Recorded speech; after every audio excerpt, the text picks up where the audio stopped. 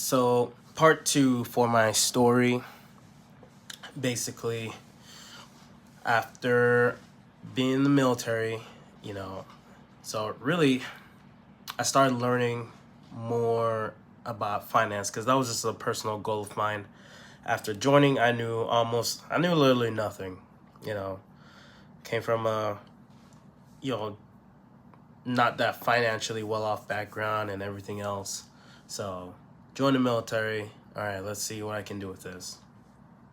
And around 2020, started reading about really investing, and then went a little bit down the rabbit hole about crypto, and then you just start reading more.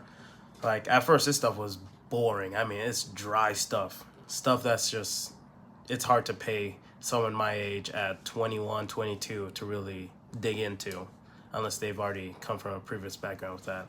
But I forced myself to learn, and I just kept listening and listening and listening. And at that same time, I had just gone from my first deployment to Kuwait, and I'd saved up a pretty good chunk of change.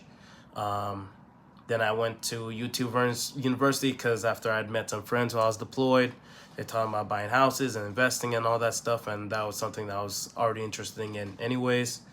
So on my way back, I then bought my first house at age 21 and closed on it around September 1st of 2019. And then during that time frame, everything leading up to the shutdowns and the pandemic, I just started reading finance books. Really started with more YouTube pages that talk about finance and investing in stocks. And I just couldn't grasp it, but I just let me force myself to really go through this. And it was just such a learning curve. Then I started understanding what is what, why these things are important. And that's taken me on the journey that I have today.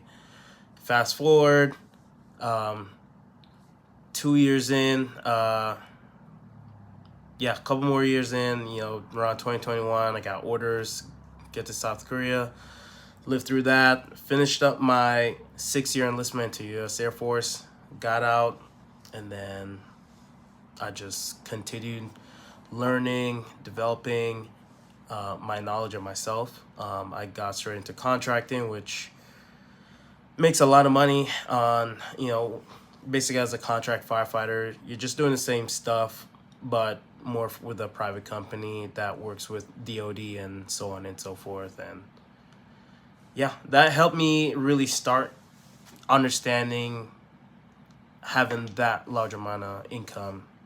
But stay tuned, part 3 is coming up.